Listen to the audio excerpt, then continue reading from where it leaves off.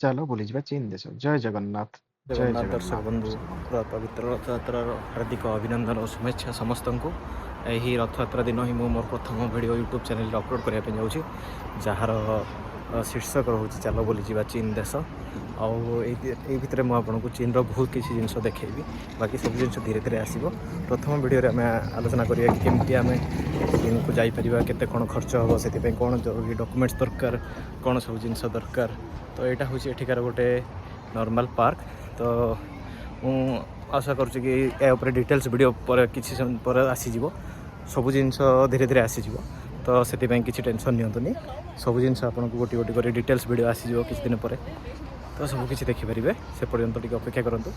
ତ ଆମେ ଏହି ଭିଡ଼ିଓ ବିଷୟରେ ଏବେ ଆଲୋଚନା କରିବା। ତ ଯେହେତୁ ମୋ ପୂର୍ବରୁ କିଛି ପ୍ଲାନ୍ ନଥିଲା କି ସେମିତି କିଛି ଭିଡ଼ିଓ ବନେଇବାର, ତ ମୋ ପାଖରେ ପରଫେକ୍ଟ ସେମିତି କିଛି ଭିଡ଼ିଓ ନାହିଁ। ତ ଯାହା ବି ଯେମିତି ଅଛି ସେଇ ହିସାବରେ ମୁଁ ଏଡ଼ିଟ୍ କରିକି କିଛି ଆଡ଼୍ କରିବି। ବାକି ଧୀରେ ଧୀରେ ଆପଣଙ୍କୁ ଅନ୍ୟ ସବୁ ଜିନିଷର ଭିଡ଼ିଓ ମିଳିଯିବ। ତ ପ୍ରଥମ ଭିଡ଼ିଓରେ ଆମେ କେମିତି ଦେଖିବା କ'ଣ ହେଉଛି। ତ ଆଶା କରିକି ଆପଣମାନେ ଏହି ଜିନିଷକୁ ବହୁତ ଭିଉ ଦେବେ। ତ ଚାଲନ୍ତୁ ଆରମ୍ଭ କରିବା ଆମର ଏହି ଭିଡ଼ିଓ। ଚାଲନ୍ତୁ। ଆକ୍ଚୁଆଲି ମୁଁ ଏଠିକି ଆସିଲା ବେଳେ ଗାଡ଼ି ଚଲେଇ ଚଲେଇ ଆସୁଥିଲି, ତ ମୋ ଆଖିରେ ଗୋଟେ ପୋକ ପଡ଼ିଯାଇଥିଲା, ତ ସେଥିପାଇଁ ଟିକେ ଆଖି ବି ରେଡ଼୍ ହେଇଯାଇଛି। ଆଉ ସେଥିପାଇଁ ଟିକେ ମାନେ କମ୍ଫର୍ଟେବୁଲ୍ ବି ଫିଲ୍ ଲାଗୁନି। ତ ସେଇ ହିସାବରେ ପ୍ରଥମେ ଭିଡ଼ିଓରେ ଟିକେ କିଛି ପ୍ରୋବ୍ଲେମ୍ ହେଇଯାଇଛି। ତ ଦେଖିବା ଆଉ। ତ ଆମର ଆକ୍ଚୁଆଲି 3ଟି ଡକୁମେଣ୍ଟ ନିହାତି ଜରୁରୀ, ଯୋଉଟାକି ହେଉଛି ଆମର ମେନ୍ ହେଉଛି ପାସପୋର୍ଟ, ଦେନ୍ ଆମର ଭିସା, ଦେନ୍ ହେଉଛି ଏୟାର ଫେୟାର। ତ ପାସପୋର୍ଟ ପାଇଁ ଆପଣଙ୍କୁ ଭୁବନେଶ୍ୱର ମାନେ ଅନଲାଇନ୍ ପ୍ରଥମେ ଆପ୍ଲାଏ କରିବା ପାଇଁ ପଡ଼ିବ। ତାପରେ ଭୁବନେଶ୍ୱର ପାସପୋର୍ଟ ଅଫିସ ଭେରିଫିକେସନ୍ ଯିବା ପାଇଁ ପଡ଼ିବ। ତ ପାସପୋର୍ଟ ଅଫିସରୁ ଆପଣଙ୍କର ନିୟରେଷ୍ଟ ପୋଲିସ ଷ୍ଟେସନକୁ ଗୋଟେ ଭେରିଫିକେସନ୍ ପାଇଁ ଗୋଟେ ମେଲ୍ ଆସିବ। ତ ଆପଣଙ୍କୁ ହୁଏତ ପୋଲିସ ଷ୍ଟେସନରୁ ଡକେଇ ପାରନ୍ତି, କିମ୍ବା ଆପଣଙ୍କ ନାଁରେ ଯଦି କୌଣସି ବି କମ୍ପ୍ଲେନ୍ ନାହିଁ ତ ହୁଏତ ପୋଲିସ ଷ୍ଟେସନରୁ ସେଟା ଆମର ଯେଉଁ ପିସିସି ଯୋଉଟା ହୋଇଥାଏ ପୋଲିସ କ୍ଲିୟରେନ୍ସ ସାର୍ଟିଫିକେଟ୍ ବୋଲି, ତ ସେଇଟା ଆପଣଙ୍କର ପୋଲିସ ଷ୍ଟେସନରୁ ଅଟୋମେଟିକ୍ ପାସପୋର୍ଟ ଅଫିସକୁ ଚାଲିଯିବ। ତ ତାପରେ ଆପଣଙ୍କୁ କିଛି ଦିନ ଭିତରେ ପାସପୋର୍ଟ ମିଳିଯିବ। ତ ସେଇ ହିସାବରେ ଆପଣଙ୍କୁ କିଛି ଦିନ ଭିତରେ ଯେତେବେଳେ ପାସପୋର୍ଟ ମିଳିଯିବ, ତାପରେ ଆପଣ ଭିସା ପାଇଁ ଆପ୍ଲାଏ କରିବେ। ତ ବର୍ତ୍ତମାନ ଆମର ଭିସା ପାଇଁ ସବୁଠୁ ପାଖରେ ଆମର ହେଉଛି କୋଲକାତା। ତ ଆପଣ କୋଲକାତା ଯାଇପାରିବେ ଏବଂ ଭିସା ଆପ୍ଲାଏ କରିପାରିବେ। ତ ଆପଣଙ୍କୁ ଭିସା ପାଇଁ 3-4 ପ୍ରକାର ଭିସା ରହୁଛି, ଯୋଉଟାକି ହେଉଛି ଆପଣଙ୍କର ଯଦି କେହି ଫ୍ୟାମିଲି ମେମ୍ବର ସେଠିକାର ଜାଗାରେ ରହୁଛନ୍ତି, ତ ସେଥିପାଇଁ ଗୋଟେ ଭିସା ରହୁଛି, ଯାହାର ମାନେ ଅଲଗା ଟାଇପ୍ର ଭିସା, ତାର ନାଁ ମୁଁ ଜାଣିନି ଠିକ୍ରେ।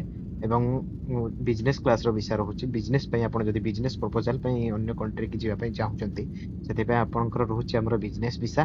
ଆଉ ତାପରେ ଆପଣଙ୍କର ଆମର ରହୁଛି କ'ଣ କହିଲେ, ଷ୍ଟୁଡେଣ୍ଟ ଭିସା, ଆଉ ହେଉଛି ଗୋଟେ ଟ୍ରାଭେଲ୍ ଭିସା। ତ ଷ୍ଟୁଡେଣ୍ଟ ଭିସା ପାଇଁ ଆପଣ ଯଦି ଚାଇନାର କିମ୍ବା ଅନ୍ୟ ଯେକୌଣସି କଣ୍ଟ୍ରିକୁ ଯିବେ, ସେଠିକାର ଯଦି ଆପଣ କେଉଁଠି ପଢ଼ିବା ପାଇଁ ଚାହୁଁଛନ୍ତି, ତ ସେଇ ମାନେ କଲେଜରୁ ହଉ କିମ୍ବା ୟୁନିଭର୍ସିଟିରୁ ହଉ ଆପଣଙ୍କୁ ଯେଉଁ ଆଡ଼ମିସନ୍ ଲେଟର ଆଉ ଯାହା ବି ଆପଣଙ୍କର ୟୁନିଭର୍ସିଟି ତରଫରୁ ମିଳିଥିବ, ଯେମିତିକି ଆଡ଼ମିସନ୍ ଲେଟର ଆଉ ତାଙ୍କର ବାର୍ଷିକ ମାନେ ଫି ଷ୍ଟ୍ରକ୍ଚର କେତେ ଟଙ୍କା କ'ଣ ନେବେ ସେମାନେ ବର୍ଷକ, ତ ସେଇ ସବୁ ଜିନିଷ ପାଇଁ ସେମାନେ ଆପଣଙ୍କୁ ତା ସହିତ ଏବଂ ଗୋଟେ ଭିସା ଲେଟର ସେମାନେ ଆପଣଙ୍କୁ ଦେଇଥିବେ। ତ ସେଟା ଆପଣଙ୍କର ୟୁନିଭର୍ସିଟି ତରଫରୁ ବା କଲେଜ ତରଫରୁ ଆପଣଙ୍କୁ ମିଳିଯାଇଥିବ। ତ ସେଇ ସବୁ ଜିନିଷ ନେଇକି ଆପଣ ଯିବେ ଯେତେବେଳେ ଆପ୍ଲାଏ କରିବା ପାଇଁ। ଆଉ ଯଦି ଆପଣ ଟ୍ରାଭେଲ୍ ଭିସା ପାଇଁ ଯାଉଛନ୍ତି, ତ ଆପଣଙ୍କୁ ସେଠି ଦେଖିବା ପାଇଁ ପଡ଼ିବ କି ଆପଣଙ୍କ ବ୍ୟାଙ୍କ ବାଲାନ୍ସରେ ତାଙ୍କର ଲିମିଟ୍ ହିସାବରେ ଯେତିକି ଟଙ୍କା ନିହାତି ଦରକାର, ସେତିକି ଟଙ୍କା ଆପଣଙ୍କର ମାନେ ବ୍ୟାଙ୍କ ଆକାଉଣ୍ଟରେ ଥିବା ନିହାତି ଜରୁରୀ। ଆଉ ସେତିକି ଟଙ୍କା ଆପଣ ଶୋ କରିବା ପାଇଁ ପଡ଼ିବ କି ଆପଣ ଯଦି ଫରେନ୍ ଯାଉଛନ୍ତି, ତ ଆପଣଙ୍କ ଆକାଉଣ୍ଟରେ ଏତିକି ଟଙ୍କା ରହିଥିବା ନିହାତି ଦରକାର। ଏବଂ ଆପଣଙ୍କର ଇଣ୍ଟରନ୍ୟାସନାଲ ଲେବୁଲର କୌଣସି ଡେବିଟ୍ କାର୍ଡ଼ ରହିଥିବା ଆବଶ୍ୟକ। ମାନେ କ୍ରେଡିଟ୍ କାର୍ଡ଼ ନହେଲେ ବି ଚଳିବ, କିନ୍ତୁ ଡେବିଟ୍ କାର୍ଡ଼ ହେଲେ ବି ଚଳିବ, କିନ୍ତୁ ସେଟା ଆପଣଙ୍କର ଇଣ୍ଟରନ୍ୟାସନାଲ ଆଭେଲେବୁଲ୍ ଥିବା ଦରକାର। ମାନେ ଆପଣ ଇଣ୍ଟରନ୍ୟାସନାଲ ୟୁଜ୍ କରିପାରୁଥିବା ଦରକାର।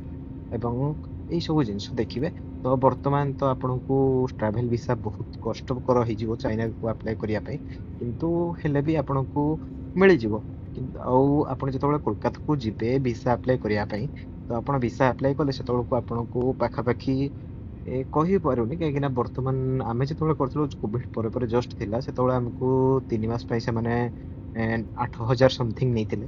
ମୋର କ୍ଲିୟରଲି ମନେ ନାହିଁ, 8,300 ସମଥିଙ୍ଗ। ତ ସେତେବେଳେ ସେତିକି ଟଙ୍କା ପଡ଼ୁଥିଲା। ଆଉ 3 ମାସ ପରେ ମାନେ ଆମେ ଚାଇନାକୁ ଆସିବା ପରେ ସେଟା ତମେ ଭିସା ସେଠି ରହିବାର 30 ଦିନ ଭିତରେ ତୁମେ ଏକ୍ସଟେଣ୍ଡ କରିପାରିବ। କିନ୍ତୁ ଷ୍ଟାର୍ଟିଂରୁ ସେମାନେ 3 ମାସର ଭିସା ଦେଇଥିଲେ। ତ ସେଇଟା ହେଉଛି କଥା ଆଉ। ତ ଆପଣ ଆସିବା ପରେ ଭିସା ଏକ୍ସଟେଣ୍ଡ କରିପାରିବେ, ସେଥିପାଇଁ କିଛି ଅସୁବିଧା ହବନି। ଆଉ ଆପଣ ଯଦି ଟ୍ରାଭେଲ ଭିସାରେ ଆସୁଛନ୍ତି ତ ଆପଣଙ୍କୁ ଏଠିକାର ଟ୍ରାଭେଲ ଏଜେଣ୍ଟ ଏବଂ ହୋଟେଲ ଫୋଟେଲରେ ରହିବା ପାଇଁ ପଡ଼ିବ। ତ ଆସିବା ପରେ 24 ଘଣ୍ଟା ଭିତରେ ଆପଣଙ୍କୁ ପୋଲିସ ଷ୍ଟେସନରେ ରେଜିଷ୍ଟ୍ରେସନ କରିବା ପାଇଁ ପଡ଼ିବ। କାହିଁକି ନା ଆପଣ କୋଉ ହୋଟେଲରେ ରହୁଛନ୍ତି, କଣ ଆପଣଙ୍କ ଡକୁମେଣ୍ଟ, ଭିସା, ପାସପୋର୍ଟ ଏଇ ଜିନିଷକୁ ନେଇକି ସବୁ ପୋଲିସ ଷ୍ଟେସନ ଯିବା ପାଇଁ ପଡ଼ିବ ପୋଲିସ ଭେରିଫିକେସନ ପାଇଁ। ଆଉ ଭିସା ଗୋଟେ ଜିନିଷ ମନେ ରଖନ୍ତୁ, ଯଦି ଆପଣ କୌଣସି ଜାଗାରେ ବି ଇଣ୍ଡିଆ ଭାରତର ବାହାରକୁ ଆପଣ ଯାଉଛନ୍ତି ତ ଆପଣଙ୍କର ମେନ୍ ଆଇଡେଣ୍ଟିଟି ହେଉଛି ଆପଣଙ୍କର ପାସପୋର୍ଟ। ତ ଆପଣ ପାସପୋର୍ଟ କୋଉ ଜାଗାରେ ବି କାହାକୁ ବି କେବେ ବି ମାନେ କୌଣସି ବି ପରିସ୍ଥିତିରେ ପାସପୋର୍ଟ ଭୁଲିବେ ନାହିଁ। ଆପଣ ରୁମରୁ ବାହାରକୁ ଯାଉଛନ୍ତି ମାନେ ପାସପୋର୍ଟ ହେଉଛି ଆପଣଙ୍କର ମେନ୍। ଆପଣ ଅନ୍ୟ ଯେକୌଣସି ଜିନିଷ ଭୁଲି ଯାଆନ୍ତୁ କିନ୍ତୁ ପାସପୋର୍ଟ ନେଇକି ଯିବେ ଯେତେବେଳେ ଆପଣ ଟ୍ରାଭେଲ ଭିସାରେ ଆସୁଛନ୍ତି। ଏମିତିରେ ତ ପାସପୋର୍ଟ ଆପଣ 24 ଘଣ୍ଟା ଭିତରେ ଯେତେବେଳେ ପୋଲିସ ରେଜିଷ୍ଟ୍ରେସନ କରିବେ ତ ସେଟା ତାଙ୍କର ଅଫିସିଆଲି ରେଜିଷ୍ଟ୍ରେସନ ହେଇଗଲା। ଯଦି ବି କିଛି ପ୍ରୋବ୍ଲେମ ହୁଏ ବା ଚୋରି ହେଇଯାଏ ଆପଣ ପୋଲିସରେ କମ୍ପ୍ଲେନ କରିପାରିବେ। ବାକି ରିସ୍କ ନେବାଠୁ ବେଟର, ମାନେ ଆମର ଯେମିତି ପ୍ରିଭେନ୍ସନ୍ ଇଜ ବେଟର ଦେନ୍ କିଓର। ତ ସେଇ ହିସାବରେ ଆପଣ ଅ, ନିଜେ ଟିକେ କେୟାର ଯତ୍ନବାନ ହେଇକି ଯଦି ଆପଣଙ୍କ ନିଜର ପାସପୋର୍ଟକୁ ରଖିବେ ତ ଆପଣଙ୍କର କିଛି ଅସୁବିଧା ହବ ନାହିଁ। ତ ଏଇ ସବୁ ଜିନିଷ ପାସପୋର୍ଟ ଆଉ ଭିସା କଥା ଗଲା। ଏବେ ଆସିଯିବା ଆମେ ଏୟାର ଫେୟାର। ତ ଏୟାର ଫେୟାର କୁ ଆମର ଯୋଉ ମାନେ ଟିକେଟ ରହୁଛି, ତ ଟିକେଟ ଆମର ରହୁଛି ଏ ଟିକେଟ ଆମର ରହୁଛି ପାଖାପାଖି ଆପଣଙ୍କୁ ପଡ଼ିଯିବ। ତ କୋଭିଡ ପୂର୍ବରୁ ଆକ୍ଚୁଆଲି ଆମର ଇଣ୍ଡିଆରୁ ଚାଇନାକୁ ଡାଇରେକ୍ଟ ଫ୍ଲାଇଟ୍ ଚାଲୁଥିଲା। ବାକି କୋଭିଡ ପାଇଁ ଇଣ୍ଡିଆ ଚାଇନା ଭିତରେ ବହୁତ ପ୍ରୋବ୍ଲେମ ହବା ପରେ ବର୍ତ୍ତମାନ ଡାଇରେକ୍ଟ ଫ୍ଲାଇଟ୍ କିଛି ବି ନାହିଁ। ତ ଏଠୁ କିଛି ବି ଡାଇରେକ୍ଟ ଫ୍ଲାଇଟ୍ ଆପଣଙ୍କୁ ଇଣ୍ଡିଆରୁ ଡାଇରେକ୍ଟ ଚାଇନାକୁ ମିଳିବ ନାହିଁ। ଯୋଉଟା କି ପ୍ରଥମେ ଦିଲ୍ଲୀ ଏବଂ ମୁମ୍ବାଇରୁ ମିଳି ଯାଉଥିଲା, ତ ସେଇଟା ବର୍ତ୍ତମାନ ମିଳିବନି। ତ ଆପଣଙ୍କୁ କ'ଣ କରିବା ପାଇଁ ପଡ଼ିବ, ଗୋଟେ ଥାର୍ଡ କଣ୍ଟ୍ରି ଦେଇକି ଯିବା ପାଇଁ ପଡ଼ିବ। ତ ଆପଣ ଇଣ୍ଡିଆରୁ ମାଲେସିଆ ଯାଇପାରିବେ, ଆପଣ ସାଉଦି ୟୁଏଇ ଯାଇପାରିବେ, ଆପଣ କତର ଯାଇପାରିବେ, ଆପଣ ଥାଇଲାଣ୍ଡ ଯାଇପାରିବେ। ତ ଏହି ସବୁ ବିଭିନ୍ନ ଜାଗା ଦେଇକି ଆପଣ ଯାଇପାରିବେ। ତ ଆମେ ଟିକେଟ ବୁକ୍ କରିଥିଲୁ। ତ ବିଭିନ୍ନ ଜାଗା ଦେଇକି ବିଭିନ୍ନ ଏୟାରଲାଇନ ନେଇକି ତ ଆପଣଙ୍କର ଟିକେଟ୍ସ ର ପ୍ରାଇସ୍ ଭେରି କରିବ। କୋଉ ଟିକେଟ ମାନେ କୋଉ ଏୟାରଲାଇନ୍ସ ର ପ୍ରାଇସ୍ ଟିକେ କମ ରହିବ, କୋଉ ଏୟାରଲାଇନ୍ସ ର ପ୍ରାଇସ୍ ଟିକେ ଅଧିକା ରହିବ। ତ ସେଗୁଡାକୁ କିଛି କହିହବନି ଆଜ୍ଞା। ତ ସେଇ ହିସାବରେ ଆମେ ଯୋଉ ଟିକେଟ କରିଥିଲୁ ଆମକୁ ପାଖାପାଖି ଗୋଟେ ସାଇଡର 33,000 ସମଥିଙ୍ଗ ଆସିଯାଇଥିଲା। ତ ଆମକୁ ଆମର ଟିକେଟ ଥିଲା ଭୁବନେଶ୍ୱର ଟୁ ବ୍ୟାଙ୍କକ୍, ଦେନ୍ ବ୍ୟାଙ୍କକ୍ ଟୁ ଚୀନ। ତ ବ୍ୟାଙ୍କକ୍ ମାନେ ଥାଇଲାଣ୍ଡକୁ ଆମର ଥିଲା। ତ ଭୁବନେଶ୍ୱରରୁ ଆମର ଯୋଉ ଥାଇଲାଣ୍ଡକୁ ଥିଲା ସେଟା ଆପଣ ଯଦି ଦେଖିବେ କି ମ୍ୟାକ୍ସିମମ୍ ଟାଇମ୍ ଫ୍ଲକ୍ଚୁଏଟ୍ କରୁଛି। ବାକି ନର୍ମାଲ ପ୍ରାଇସ୍ ତାର 8,000ରୁ 10,000 ଭିତରେ ହିଁ ରହୁଛି। ଆପଣ ଯଦି ସେଟାକୁ 20ରୁ 25 ମାନେ ଆଟଲିଷ୍ଟ କ୍ଲୋଜ ଟୁ 1 ମନ୍ଥ, ଗୋଟେ ମାସ ପାଖାପାଖିରେ ଆପଣ ଯଦି ଟିକେଟ ବୁକ୍ କରୁଛନ୍ତି ତ ଆପଣଙ୍କୁ 10,000 ଭିତରେ ମିଳିଯିବ। 7,000ରୁ 10,000 ଭିତରେ ମିଳିଯିବ। ଆଉ ଆପଣ ଯଦି ଲେଟ୍ ମାନେ ଅର୍ଜେଣ୍ଟ ଦରକାର ତ ସଡନଲି ବୁକ୍ କରୁଛନ୍ତି ତ ସେଟା ମୁଁ କହିପାରିବିନି, ସେଟା ଡିପେଣ୍ଡ କରେ କେତେ ଟଙ୍କା କ'ଣ ପଡୁଛି। ଆଉ ଆମର ଭୁବନେଶ୍ୱରରୁ ଡାଇରେକ୍ଟ ଆମର ବ୍ୟାଙ୍କକ୍କୁ ଇଣ୍ଡିଗୋର ଫ୍ଲାଇଟ୍ ଚାଲୁଛି। ତ ୱିକଲି 2 ଦିନ ହିଁ ଚାଲୁଛି। ତ ଆପଣ ଆରାମସେ ସେ ଫ୍ଲାଇଟ୍ ନେଇପାରିବେ ବ୍ୟାଙ୍କକ୍କୁ। ତ ବ୍ୟାଙ୍କକ୍ ଆସିକି ଆମେ ଓହ୍ଲେଇଥିଲୁ ଡଙ୍ଗୱେନ୍ ଇଣ୍ଟରନ୍ୟାସନାଲ ଏୟାରପୋର୍ଟରେ, ଯୋଉଟା କି ବ୍ୟାଙ୍କକ୍ରେ ଆକ୍ଚୁଆଲି ଦୁଇଟି ଏୟାରପୋର୍ଟ ରହୁଛି। ଆଉ ବ୍ୟାଙ୍କକ୍ର ସବୁଠୁ ମେନ୍ ଏୟାରପୋର୍ଟ ହଉଛି ସୁବର୍ଣ୍ଣଭୂମି ଏୟାରପୋର୍ଟ। ବାକି ଏଇ ଟାଇମରେ ଆମେ ଆଉ ଗୋଟେ ଏୟାରପୋର୍ଟ କରିଥିଲୁ ଡଙ୍ଗୱେନ୍। ତ ସେଠିକାର ମାନେ ସେଠି କହିହବ କି ଏତେ ବି ଡେଭଲପ ନୁହେଁ, ମାନେ ଓକେ ଏତେ ବି ଖରାପ ବି ନୁହେଁ, ଚଳିବ, କିଛି ଅସୁବିଧା ନାହିଁ। କାହିଁକିନା ଇଣ୍ଟରନ୍ୟାସନାଲ ଏୟାରପୋର୍ଟ ରହୁଛି ତ ଅବଭିୟସଲି ସେତିକି ତ ମେଣ୍ଟେନ୍ ରହିବ। ତ ତାପରେ ଆମର ବ୍ୟାଙ୍କକ୍ରୁ ନେକ୍ସଟ ଫ୍ଲାଇଟ୍ ଥିଲା ନାନଜିଂ। ଦେନ୍ ନାନଜିଂ ଟୁ ଆମର ମୁଁ ଯୋଉଠି ରହିବା ପାଇଁ ଯୋଉଠିକାର ଆପ୍ଲାଏ କରିଥିଲି ତ ଲୁଜୋ ସିଟି, ଯୋଉଟା କି ଆମର ରହୁଛି ସିଚୁଆନ ପ୍ରୋଭିନ୍ସର ଲୁଜୋ ସିଟି। ତ ଆମର ନେକ୍ସଟ ଫ୍ଲାଇଟ୍ ଥିଲା ନାନଜିଂ ଟୁ ଲୁଜୋ ସିଟି। ତ ଏମିତି ଆମର ସବୁ ଫ୍ଲାଇଟ୍ ଚାଲିଥିଲା। ତ ସେଇ ହିସାବରେ ଆପଣଙ୍କୁ ମୁଁ ହୁଏତ ଭାବୁଛି କି ଜଣେଇ ଦେଇ ପାରିଛି କି କେତେ ଟଙ୍କା କ'ଣ ଖର୍ଚ୍ଚ ହଉଛି ଆଉ ଆବଶ୍ୟକ ଜିନିଷପତ୍ର କେମିତି ଆପଣ ଆପ୍ଲାଏ କରିବେ, କୋଉଠି ଆପ୍ଲାଏ କରିବେ।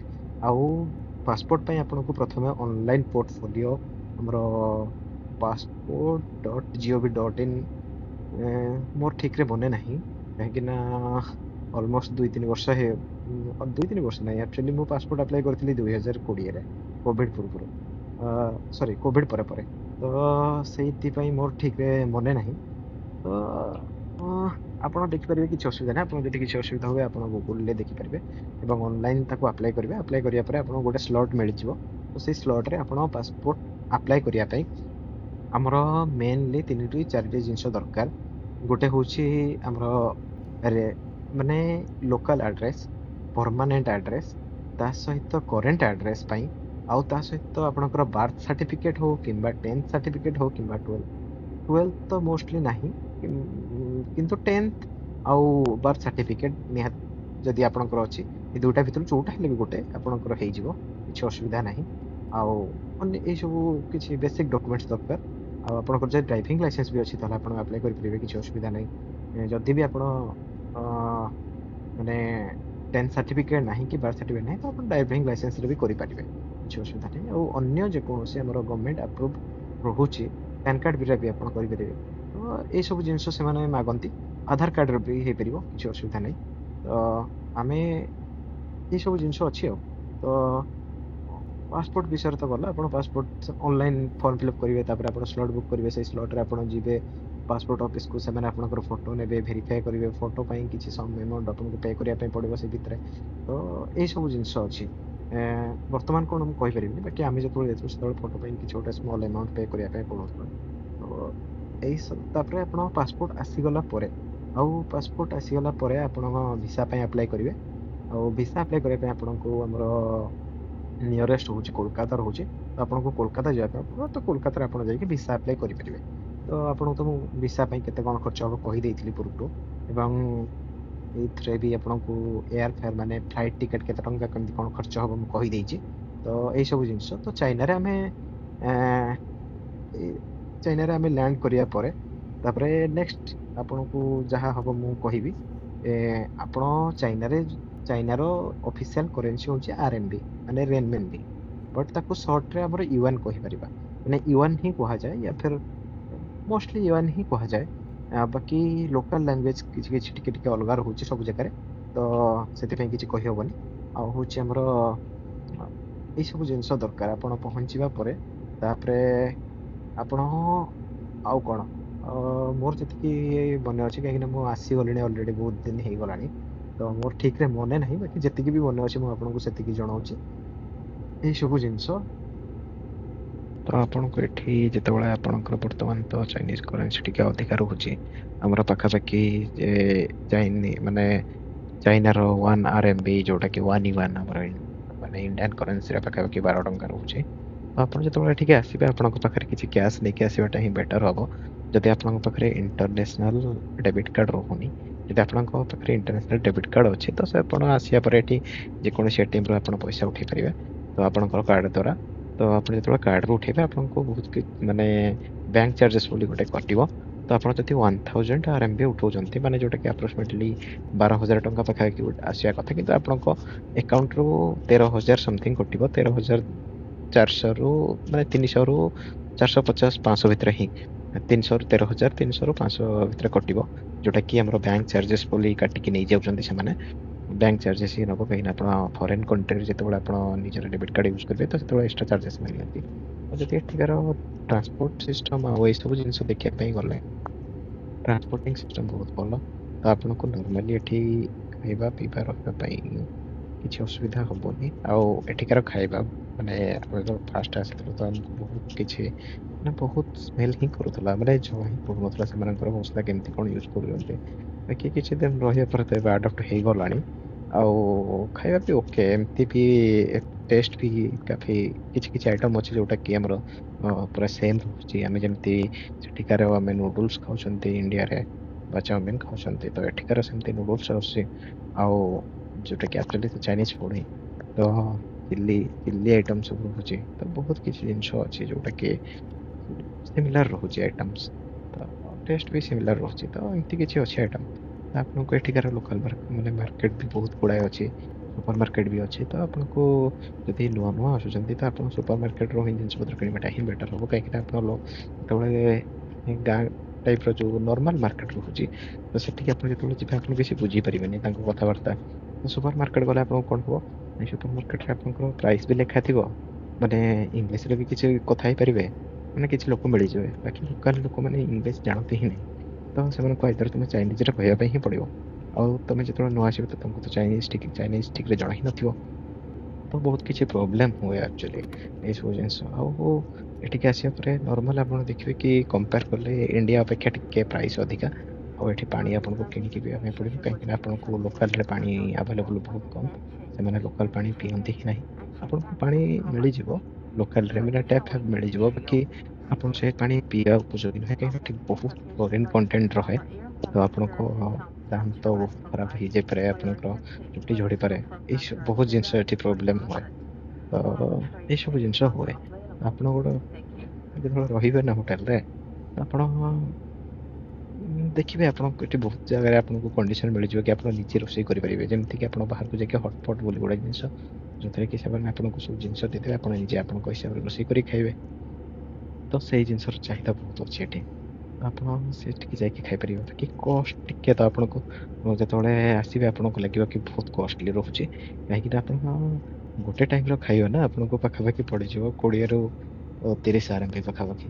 ତ ଅଲମୋଷ୍ଟ ଆପଣଙ୍କୁ 400ରୁ 700 800 ଟଙ୍କା ପାଖାପାଖି ପଡ଼ିଯିବ। ତ ଆମେ ନର୍ମାଲ ମିଡିଲ କ୍ଲାସ ଲୋକଙ୍କ ପାଇଁ, ମଧ୍ୟବିତ୍ତ ପରିବାରର ଲୋକ, ତ ଆମେ ଗୋଟେ ମିଲରେ ଯଦି 600-700 ଟଙ୍କା ଖର୍ଚ୍ଚ କରୁଛନ୍ତି ତ ଆମ ପାଇଁ ବହୁତ। ତ ଏଇସବୁ ଜିନିଷ ରହୁଛି। ଆଉ ଆପଣଙ୍କୁ ନର୍ମାଲ ଆପଣ ଯଦି ନିଜେ ରୋଷେଇ କରିକି ଖାଇବେ ତ ଆପଣଙ୍କୁ ଠିକ୍ ଠାକ୍ ଆସିଯିବ। ମନ୍ଥଲି ଏକ୍ସପେନ୍ସ ଆପଣଙ୍କର ଠିକ୍ ଠାକ୍ ହିଁ ଆସିଯିବ। 4-5 ହଜାର, 5ରୁ 7-8 ହଜାର ଭିତରେ ହିଁ ହେଇଯିବ। ଆଉ ଏଠି ଇଲେକ୍ଟ୍ରିସିଟି ଟିକେ ମହଙ୍ଗା ରହେ, ଆଉ ପାଣି ବି ବହୁତ ମହଙ୍ଗା। ତ ଆପଣ ମାର୍କେଟରୁ ଯାଇକି ପନିପରିବା କିଛି ଆଣିପାରିବେ, କିଛି ଅସୁବିଧା ନାହିଁ। ବାକି ପନିପରିବା ରେଟ୍ ବି ଟିକେ ଅଧିକା ରହେ। ଆଉ ଆପଣଙ୍କର ଏଠି ଆମର ଯେମିତି ଭାରତରେ ଆଉ ଓଡ଼ିଶାରେ ଆମର ନର୍ମାଲ ଯେମିତି ନାହିଁ କି ଆମର ପର କେଜି ହିସାବରେ ଆମେ ଜିନିଷ କିଣୁ, ମାନେ ମାର୍କେଟକୁ ଯାଇକି ଆମେ ପଚାରୁ କି କେଜି କେତେ ଟଙ୍କା।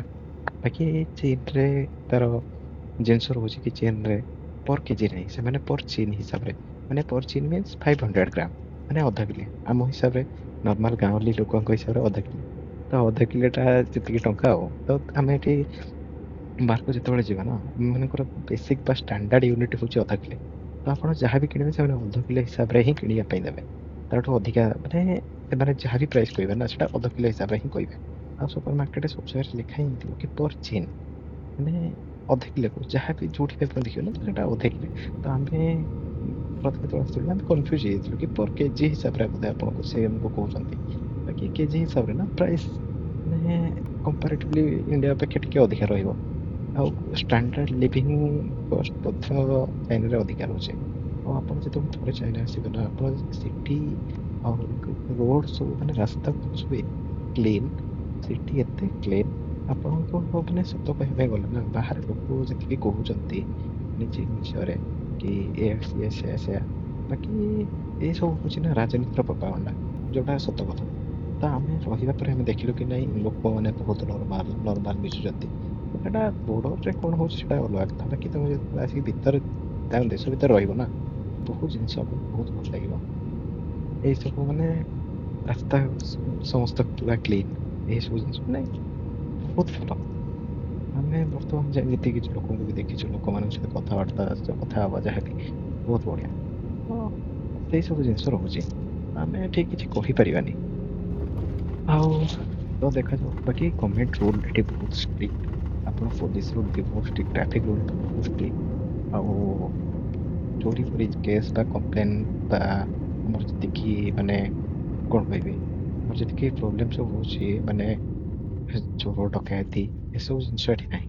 ଆମେ ଯେତିକି ଦିନ ବି ରହିଲୁଣି ଏତିକି ଦିନ ଭିତରେ ଆମେ କେବେ ବି ଦେଖିନୁ କି କୋଉଠି କେବେ ଚୋରି ହେଇଛି। ତ ମାନେ ଶୁଣିବା ବି ପାଇନି।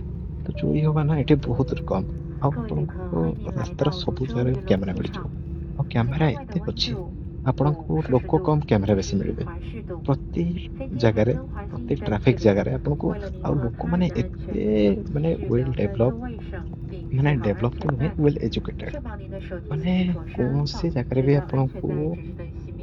ଟ୍ରାଫିକ 飞 ରୁଲ 机停稳 ଭାଙ୍ଗିବା 后，请小 ବା 心打 କୌଣସି 开 ଜିନିଷ 行 ବି 李 ଆପଣଙ୍କୁ 架， ଦେଖାଯିବନି। 并行李滑 ନା 落。 କେହି ବି ଟ୍ରାଫିକ ରୁଲ 全体 ଭାଙ୍ଗୁଥିବେ 机组成 ନା 员 କେହି 再 ବି 次 ମାନେ 感谢您 ଇଭେନ୍ 陪 ଯଦି 伴 କେହି 其 ଜଣେ 后 ଆଗରେ 联盟 ଗାଡି 成 ରଖିଥିବେ 员， କେହି 送过国 ସେମାନଙ୍କୁ 际航空公司的 କହିବେ 航 ବି 班， ନାହିଁ କି ଆପଣ ମୋ 并 ଗାଡି 诚挚地 ମାନେ 邀请您通过 ସାଇଡ App କରନ୍ତୁ। 小程 ଯଦି 序对我 ଆପଣଙ୍କୁ 们 ଯଦି 的服 ରାସ୍ତା 务 ମିଳୁଛି 进 ତ 行 ସେମାନେ 赞 ସାଇଡ 美。 କରିକି ଯିବେ, 我们很荣 ନହେଲେ 幸与您共 ହର୍ନ 同度过 ମାରିବା 了一段愉 ଏସବୁ 快的旅 ଜିନିଷ 程， ମାନେ ବହୁତ 期待 ରେୟାର। 与您再次 ଆମେ 相会。 ବହୁତ ରେୟାର ମାନେ 祝您 ନିହାତି 在 ଅର୍ଜେଣ୍ଟ 泸 ନହେଲେ 州 କେହି 愉 ଗାଡିର 快 ହର୍ନ ବି ମାରନ୍ତିନି। 再见。 ଆଉ ଟ୍ରାଫିକ ରୁଲ ବହୁତ Dear strict, our police B passengers, ବହୁତ we ଷ୍ଟ୍ରିକ୍ଟ have ଏଠି। just landed at ଆଉ Luzhou Yulong ତ Airport. ହବ କାହିଁକି ନା Our flight ବହୁତ temperature ଜିନିଷ is ଅଛି ତା 12 ପଛରେ। degrees ତ Celsius.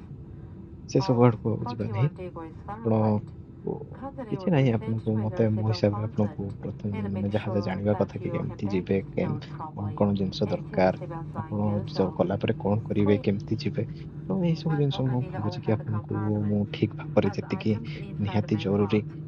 ଡାଟା ମୁଁ ଆପଣଙ୍କୁ Instantly ଦେଇପାରୁଛି overpasses through you ତ will steadily ଏଇ ଯୋଉ launch you ଏୟାରପୋର୍ଟଟା to ଦେଖୁଛନ୍ତି ଏଇଟା evaluate ହେଉଛି our ଆମର ଭୁବନେଶ୍ୱର services ଏୟାରପୋର୍ଟ ତ through the ବର୍ତ୍ତମାନ ଆମେ official ଭୁବନେଶ୍ୱର app of ଏୟାରପୋର୍ଟରେ WeChat ଲ୍ୟାଣ୍ଡ mini କରିବା ପାଇଁ program ଗଲେ of Air ଆମେ China. ଲ୍ୟାଣ୍ଡ କରିଗଲେ Your ତ feedback ଏବେ is highly ଆମେ valued. ରନୱେରୁ Thank you for ଟ୍ୟାକ୍ସି ୱେକୁ flying Air ଯାଉଛନ୍ତି China, a ତାପରେ member ଆମେ of ଯାଇକି Star ଧୀରେ ଧୀରେ Alliance. ଯିବା We hope ଯାଇକି to still ପହଞ୍ଚିଯିବା ଆମର visit. Have a ଲୁଜରେ nice ତ day ତାପରେ ଆମେ in ବାହାରିକି Luzhou. ଯିବା ନିଜ Goodbye. ରୁମକୁ ବା ନିଜ ହୋଟେଲକୁ ଯୋଉଠି ଆମର ଅଲରେଡି ପ୍ରି ବୁକିଂ ହେଇସାରିଛି ତ ସେଇଠିକି ଯାଇ ଯିବା ତ ସେତେବେଳେ ଯାଏ ରହିଲି ଆପଣ ଭିଡ଼ିଓ ଦେଖନ୍ତୁ କିଛି ସମୟ ପରେ ମାନେ କିଛି ସମୟ ପରେ ଆସୁଛି ନାହିଁ ଆକ୍ଚୁଆଲି କଣ କହିବି ମାନେ ଭିଡ଼ିଓ ବହୁତ ହେଇଯାଉଛି ବାକି ଅଡ଼ିଓ ଟିକେ କମ୍ ହେଉଛି ତ କିଛି ଅସୁବିଧା ନାହିଁ ଆପଣ ଆରାମସେ ଦେଖନ୍ତୁ ଆଉ ବାହାରକୁ ମୁଁ ଯାବି ବାହାରକୁ ଯାଇକି କିଛି ଫଟୋ ବି ମୁଁ ପୋଷ୍ଟ କରିବି ସେଥିରେ ତ ଅପେକ୍ଷା କରନ୍ତୁ